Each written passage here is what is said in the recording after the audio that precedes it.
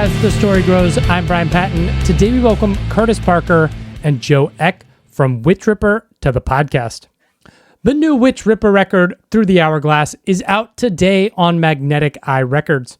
The guys talk about the current state of the Seattle music scene, the trope of stoner, doom, sludge band names, storytelling with music and album artwork, trying to define their sound, and a lot more.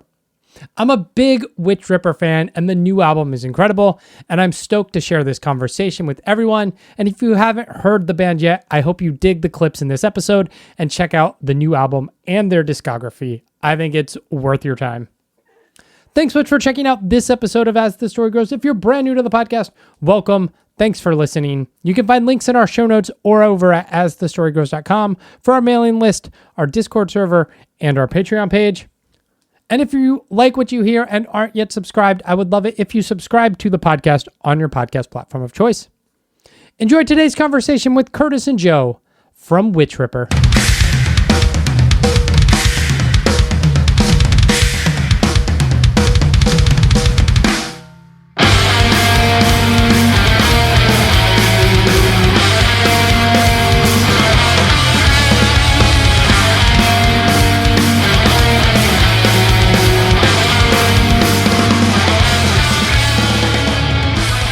Of the stoner doom sludge world is probably my favorite realm of metal. That's awesome, but it's not one I've gotten to spend a lot of time talking to bands about. What's up, Joe? So anytime we get to do it, it's great. That's awesome. No, I appreciate you taking the time to have us on here. Like it's, you know, it is like. It is still like a very underground genre, and even though we're not like super stonery or whatever, but like we definitely travel in that world. It's like any little podcast we can do, whether there's 10 people or 10,000 people seeing it, it's amazing. So we really appreciate it. Yeah. Well, I mean, like the joy of having your own platform is like, I don't know, if I can't talk to who the fuck I want to talk to, then like, what's the point, right? Like, like chasing clicks is like, who cares, right? Like, I don't want to talk to bands whose music kicks ass. Yeah, no, and we appreciate it. So yeah, very much so. Yeah, are you guys both originally from the Pacific Northwest? I grew up in Anacortes, which is about an hour and a half north of Seattle. Yeah. Okay. I've only lived in Seattle for like 15 years. Okay. I'm originally out of Minneapolis area. Okay. Kind of moved around Midwest a handful of times when I was a kid. Nice. What was growing up like for each of you? Like, I mean, Anacortes was cool. Is like it's small, like you know, like one high school kind of thing like that. Like you knew everybody in the town. It's also like before the internet was a thing, so it's like it felt very small, and I was happy to get out when I turned like I think 19 or 18. I forget where I was, but like. I actually ended up moving to Minneapolis and living there for 8 years. We didn't know each other like when he was in Minneapolis. Like we never met when we were both in Minneapolis. So wild. Yeah. But it was cool, man. It was like we had a really cool like Anacortes had a really big like indie rock music scene, which was super random. So I actually grew up around a lot of live music, which was cool. Yeah. Nice. Yeah, there was not anything going on culturally whatsoever where I grew up. It was a town in southern Minnesota that had less than 5,000 people in it. Not a lot going on. I also found my way to Minneapolis kind of a little later on. I think I was 16. And then it's like doors kind of blew open. It's like, oh, there's people and things and culture. Yeah. That's why. Where are you from? DC. Oh, okay, cool. Yeah. My mom lived in Arlington for a long time, so been out there a bunch. I'm familiar. I lived there. Yeah. It's great.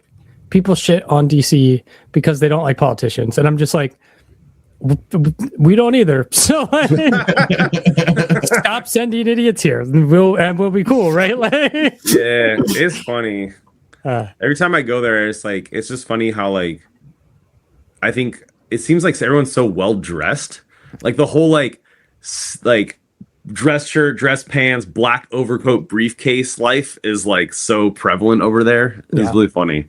And it's weird when you're not that. So. Yeah, exactly. I was just like, oh. Yep. what got each of you into music, and maybe more specifically, like what drew you to metal? Joe, go ahead. Yeah. I mean, we just always kind of had music on in the house growing up, just kind of whatever my parents were listening to. I think my dad in particular was into a lot of like the rock music at the time. So like Nirvana's Nevermind was always on in the car. Nice. Always something by Neil Young playing. I think it was when I got a little older, I started playing drums before, kind of right around the time when I started discovering heavy music. And the place where I grew up was like this far from the Iowa border. So like as soon as Slipknot hit, that was one of the first places. Yeah. So it's just everywhere, and started learning about like, oh wow, crazy fast drums, double kicks. What are these things? That was kind of the gateway, and then found Slayer like a few years later, and it was just game over. Nice. Yeah, I mean, like, I think growing up, like, I always gravitated towards bands like Sabbath, Metallica, and Pantera, because that's just like what I could find in my small town growing up. Mm-hmm. And then when I moved to Minneapolis, I actually ended up joining a metal band playing bass, and they really like, this was probably like 2000, let's say 6 or so, and they really opened up my eyes to like, I mean, the Midwest had a huge metalcore kind of thing and like vibe, like VFW halls, hardcore metalcore bands, blah, blah, blah, blah. Like that was a huge thing over there. And so like beyond like the mainstream bands, that opened my eyes to a lot of music I wouldn't normally have heard. And honestly, I didn't really like most of it, but like it also like introduced me to even like bands like something like a Opeth or a Lamb of God, stuff I wasn't being exposed to in the small town I was growing up to. Like that actually even got me into like stuff like that, which is just something I probably wouldn't have found on my own, you know? Yeah. Yeah. What then, kind of separately, Curtis, I imagine it's more to be closer to family, but what takes you back to Seattle area and Joe to Seattle? I mean, I originally came out here to go to music school, actually. Okay. Attended a music college that no longer exists, as you know they do, and kind of while I was there, wound up just meeting a lot of people, really liked the town, and next thing you know, I've graduated and already playing in a handful of bands. I wasn't even doing heavy music at this point. I think it was like a year or two later when Witch Ripper came along, but I kind of like had that itch just to be loud again. Yeah. It's funny because I moved to Minneapolis to go to music college that is now no longer around. That's why I was like, oh, fuck. I didn't realize Cornish closed. That's crazy. Well, technically, they got bought by Seattle University. So now it's even more expensive. yeah. The name is sort of there, but it's not really the same thing anymore. None of the same buildings or anything.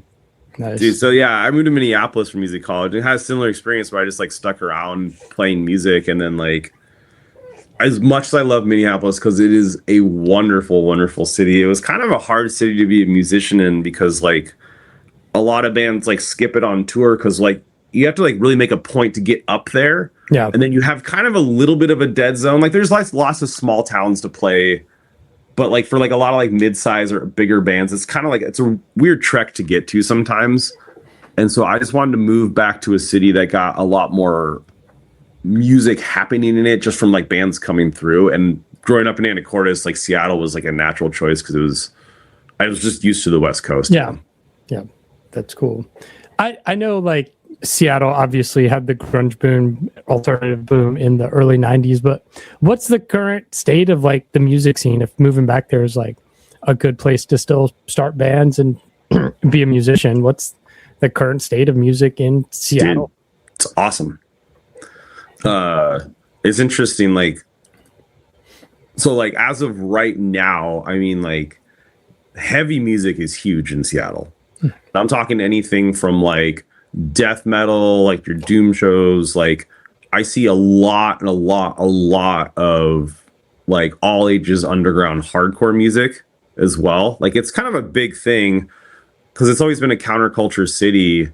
And so like we have a lot of these hardcore bands that are really cool because they're like female fronted, or a lot of the members will be trans, or just marginalized communities that just want to scream about shit. Yeah. And so that's a huge thing happening over here. I I mean, EDM's big everywhere, but like if you were like that kind of artist, like you would be able to find music available here as well, like really easily. Yeah. And but in general, I think like the music community in Seattle's actually very strong. Yeah. Just like across genres, you know. Nice. Yeah, I'd agree with that totally. Like you see it in all kinds of different genres. There's shows going on like almost every night of the week somewhere, I feel like. That's cool. And a lot of them are actually pretty well attended. Even like a Wednesday night somewhere, you can reliably count on at least a few people being at something. That's cool. Yeah, it's like the third most shows per like week in the country. So I think New York still has the most things happening per whatever, and maybe LA, but Seattle is usually right up there as far as like how many shows are happening per week. Nice. You know, and it's cool because like you could have like 2 metal shows on the same night, and they're probably both gonna be well attended. Yeah. You know, which is like very rare for most cities. Yeah. So it's like it's a really cool city for music right now.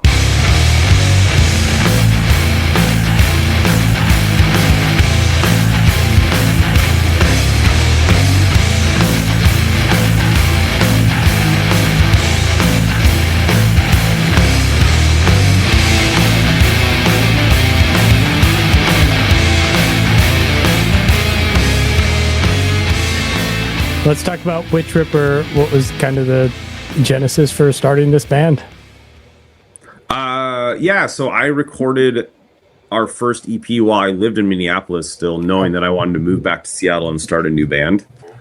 And the drummer of my old band played on it, and it was just one of those things where I wanted to have something to show people. So when I was looking for a band, it was almost like they could just hop in versus being like, I don't know this guy. I don't even know what he's talking about musically. Yeah. It just gave people like an entryway to be like, oh, I kind of get what this guy's trying to do, you know? Yeah. And like Joe has been in it since day one as far as like the live band kind of thing. So, I mean, it was a Craigslist ad back in the day. That's how he found the band. Back when that was actually a thing that wasn't like scary. Yeah. It was more a legitimate thing. It's funny. I've talked to enough bands now where it's like that's still a thing where people use and find band members, and I'm like, that's great, because anytime I try to sell something on Craigslist, it's a scam. Like everything. Yeah. Or it's like, look at this guitar I have for $25, and I'm like, you're a scam. Yeah, for real.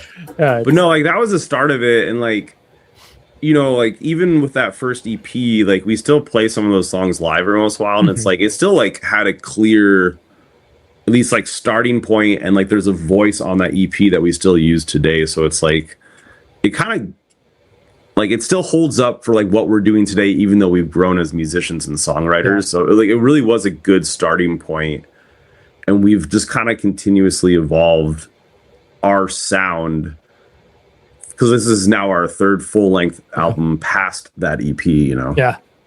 I mean, were there influences that I can hear when I listen to the band, but were there things like, okay, this is what I hope to accomplish from a music perspective when you started?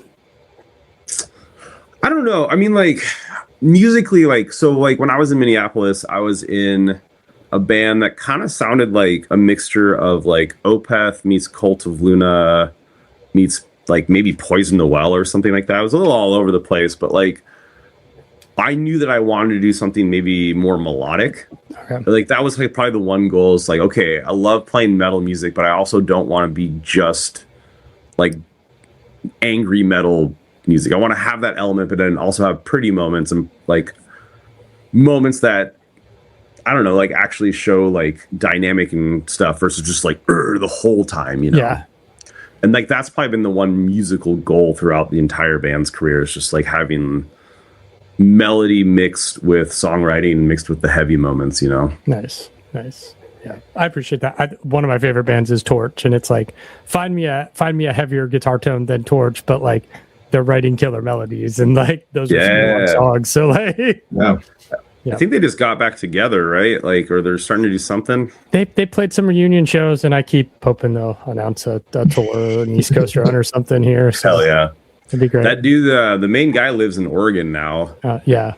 In yeah, I don't know how hard it is for them to do stuff, but he's always posting little videos of him playing guitar and stuff like that. Nice. Yeah, that's cool. Talk to me about the name. Kind of band names in this genre.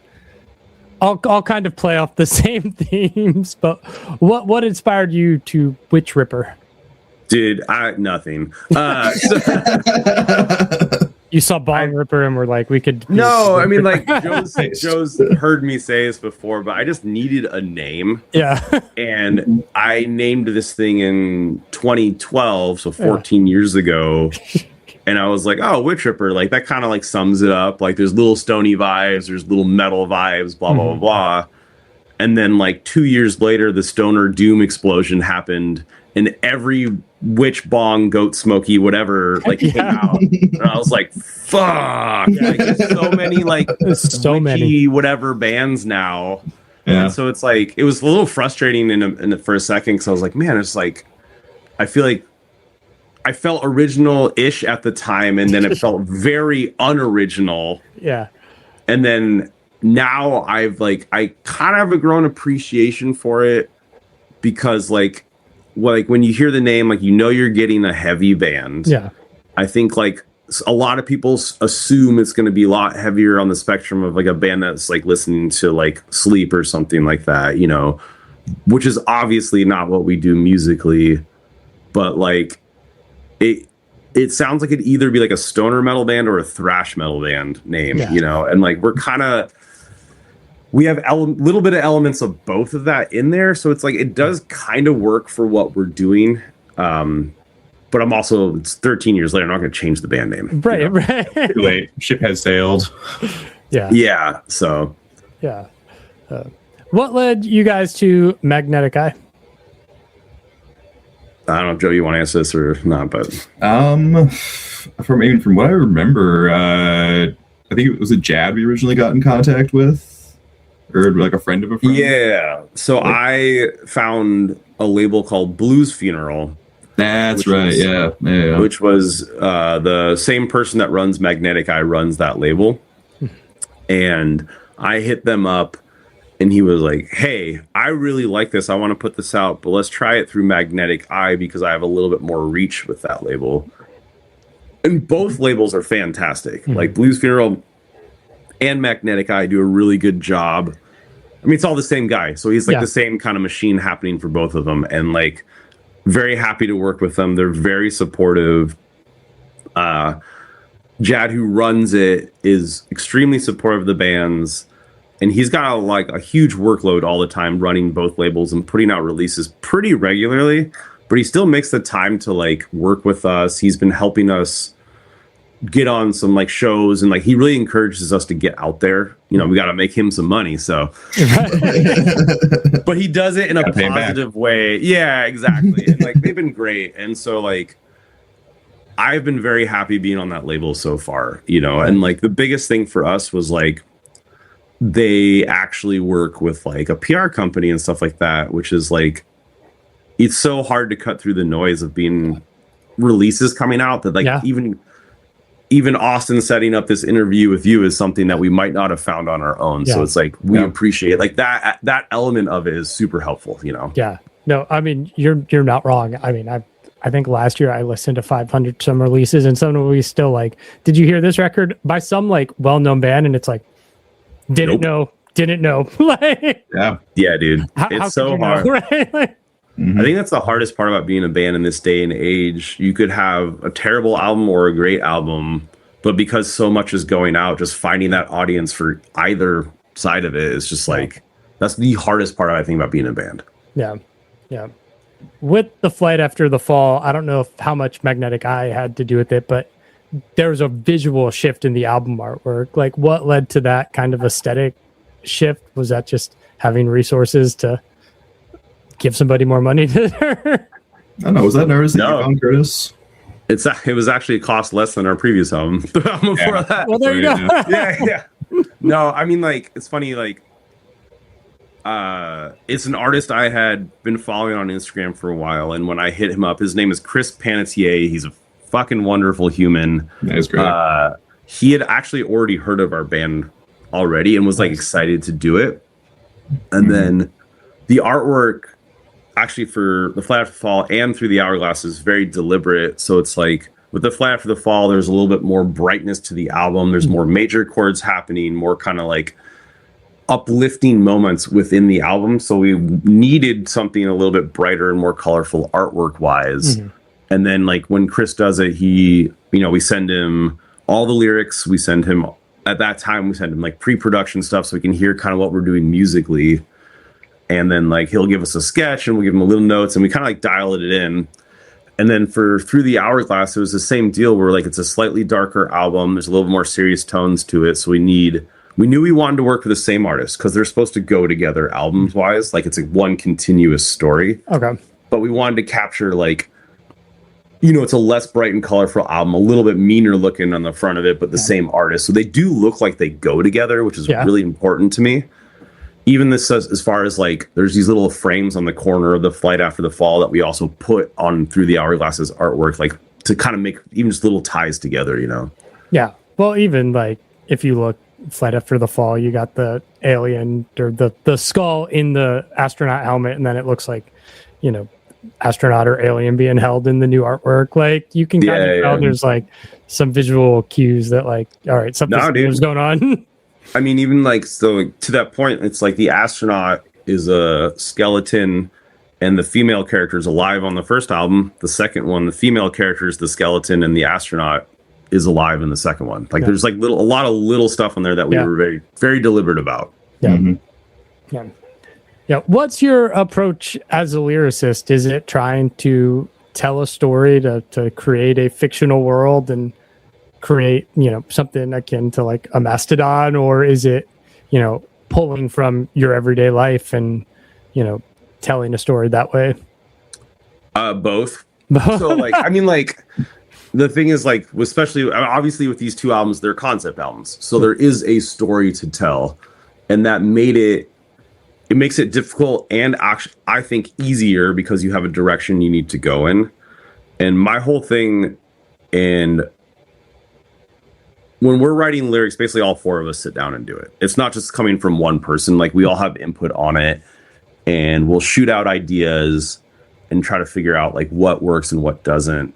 And a huge thing for me is I love having like these fantastical kind of crazy sci-fi things, but you can't have stuff that's not relatable. Sure. So when I say it pulls from both, it does. Like you could boil the whole two album down to it's honestly a love story between two characters. Like that's the entire thing, but it's just set in this ridiculous like sci-fi time travel-y like universe kind of thing like this. And so it's like, I think the average listener, like I've talked to people that don't like metal music, whatever, and I'll be like, I'll explain the story to them, and they're like, wow, that's like really deep. And I'm like, yeah, but there's also crazy sci-fi stuff, blah blah blah, and like it appeals to like both levels, Mm-hmm.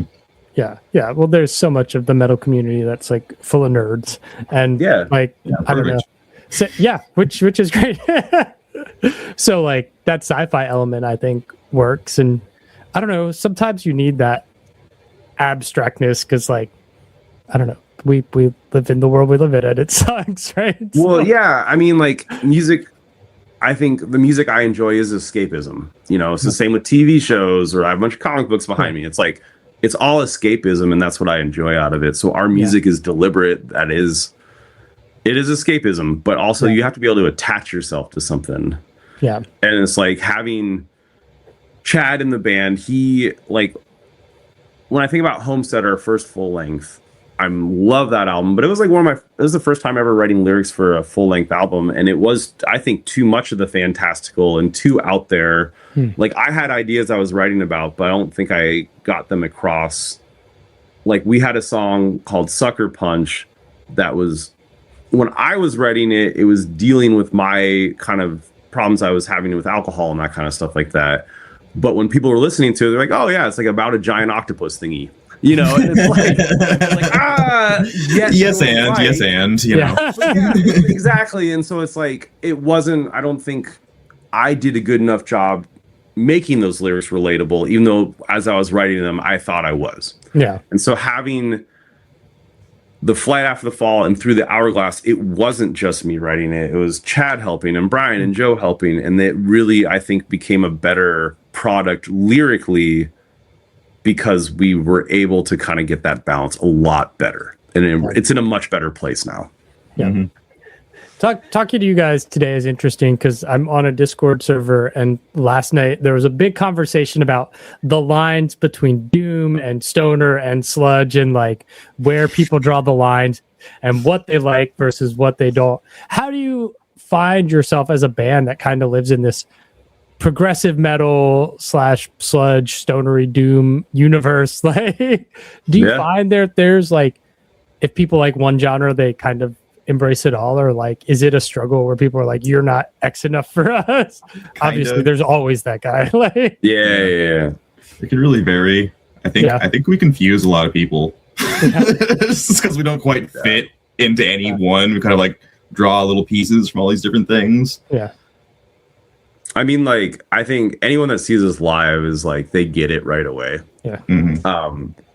You know, yes, you're right. Like, I mean, Magnetic Eye, I think, is known for doing more of like the stoner doom style stuff. And if you listen to our albums, like, we don't sound like that at all.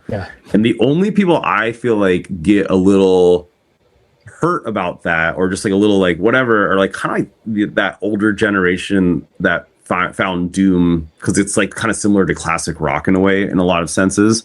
And they get a little bit like, that's not doom, that's not sludge. I'm like, okay. But 99% of the people that are like just average music listeners are just stoked about it. You know? And it's like, on the flip side of that, everyone's like, yeah, I love stoner doom. Then I found your album and I was like, wow, this was not what I was expecting. And I don't think I would have, I don't think I would have found this if I hadn't already been like into that genre. And I'm glad I did, because I got to hear something that's different. You know?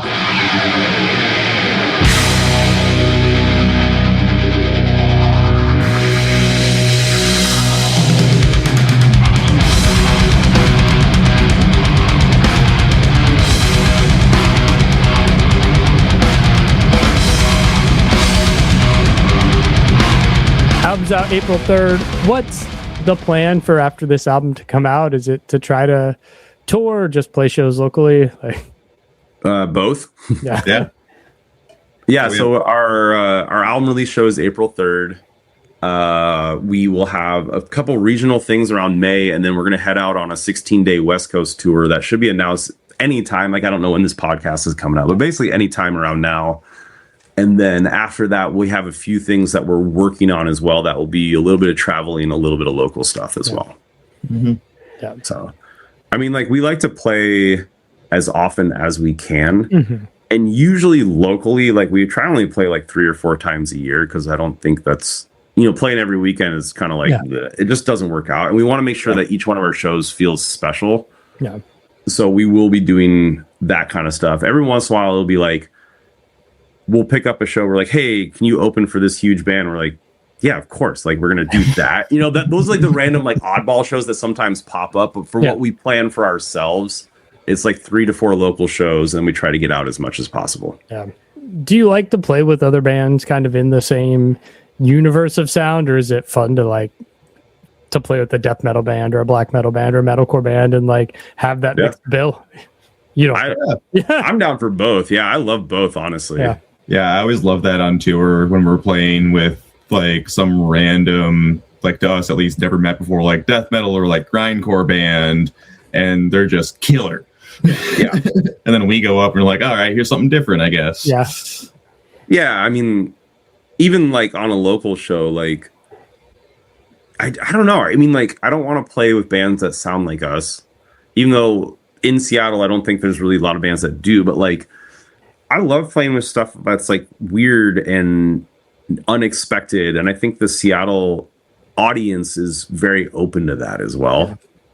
Like, our tour homecoming show in the middle of June's got like us, and then a crazy progressive, like, death metal band that's like super weird. And then we're going to have a trad metal band, like almost a power metal band playing it. And then also a band that sounds like Neurosis is going to be opening the show. And I think it's going to be one of our favorite shows of the year, because we just got all these like cool bands to play that everyone's stoked on, And I love that kind of stuff, And I think like, it's important. And like, one genre I think that gets a little goes the opposite direction, I think a little too much, is actually the stoner doom stuff sometimes, where you're like, okay, all these bands kind of sound the same. Like, I feel like we should be throwing in some other genres of music, almost as like palate cleansers amongst these big heavy riffs, you know? Yeah. Yeah. It is kind of boring when you go to a show and you're like, all right, I've heard 3 death metal bands. Like, okay. Like we can do it now, right? Like, totally. And like, you need a break. Yeah. And you talk to people in the bands and everyone's usually down because we're all like just chill dudes, you know? Right. It's like, I don't think most death metal people will really be like sad about it. You know, it's just like, yeah, we're just having a good time hanging with our friends. It's all counterculture. We're all, you know, just doing our thing. So.